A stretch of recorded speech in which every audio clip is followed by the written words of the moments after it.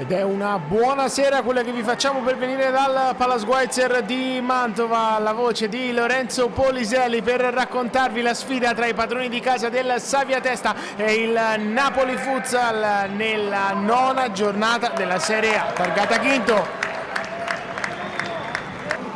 In una giornata però che per il futsal italiano è assolutamente triste, essendo venuto a mancare nella notte Jean-Philippe Melillo, il vicepresidente della Sandro Abate.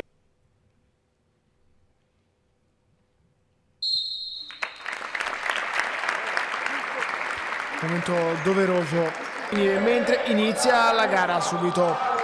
Palla per Guillermo che prende posizione sulla sua destra. Siamo già dall'altra parte con il tiro da parte di Misel. Palla alzata per la conclusione di volo e poi a deviare ancora Mascherona, ma occasionissima. Ecco Bolo che calcia, la parata di Casassa. Donadoni bravissimo, poi torna fuori da Taurisano e ha segnato il Mantova sulla splendida giocata di Donadoni.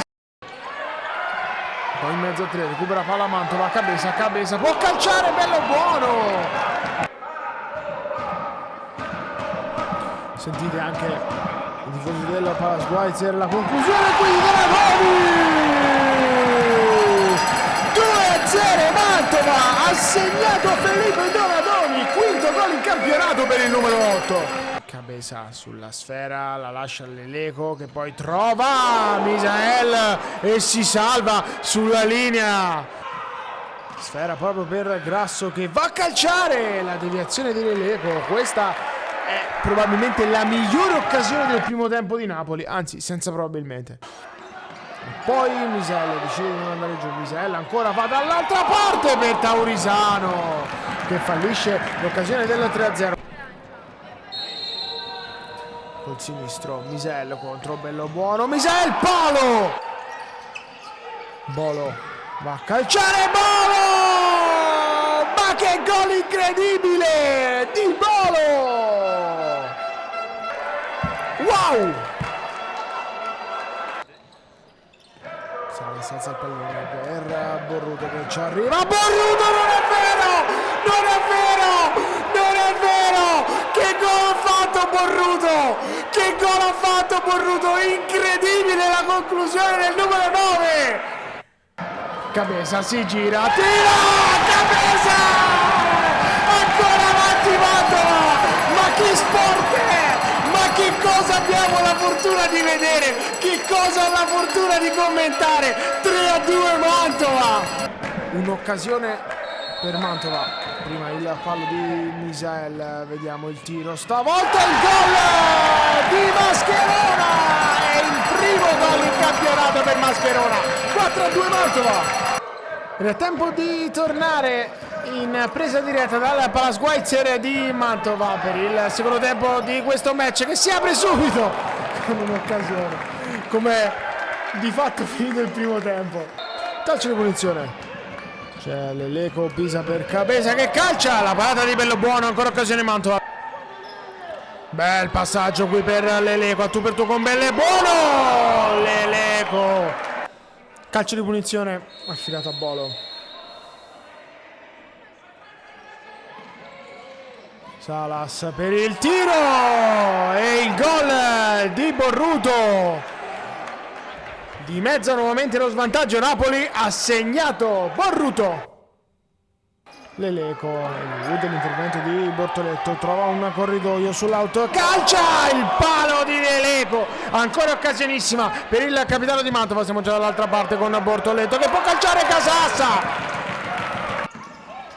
Taurisano va dentro per Misel, palo ancora e poi il fallo, il palo di Misel.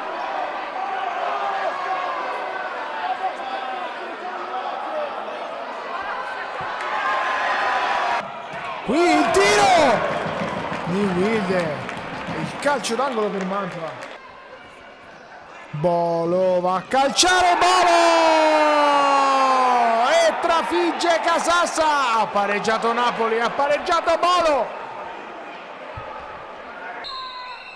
Bolo contro Casassa, Bolo para Casassa. transizione da parte della squadra di Angelini, guidata da Borruto, che ha la superiorità numerica. Di nuovo Borruto e poi Perugino, bravo a impedirglielo. Attenzione ancora alla ripartenza. Borruto guadagna spazio, la palla per Guillermo, il più lesto di tutti, Guillermo. 5-4 Napoli. Misael tiene in campo il pallone. Bolo, la porta è vuota. Bolo, vediamo se Bolo. Wilde verso la porta, deviazione ed è finita. Vince Napoli 5-4 al termine di una partita pazza, dove Mantova era in vantaggio 4-2 all'intervallo, e poi il Napoli con un secondo tempo da 3-0 è riuscita a ribaltare tutto con i gol di Borruto, Bolo e di Guillermo per il 5-4 definitivo. Per me, Lorenzo Poliselli, è stato un piacere raccontarvi questo bellissimo match, lo sconforto sul volto dei giocatori mantovani, la soddisfazione su quello dei partenopei, che nella prossima giornata andranno ad affrontare la Meta Catania in casa. Per quanto riguarda Mantova, finisce invece il ciclo infernale con squadre di alta classifica, le ultime due, Mantova e Napoli ad esempio. Dalla prossima, sempre secondo le parole di Cristiano Rondelli, direttore generale della squadra, inizia un nuovo ciclo di partite contro squadre con le quali sarà necessario fare punti per l'obiettivo della salvezza. Una buona serata e buon futsal a tutti.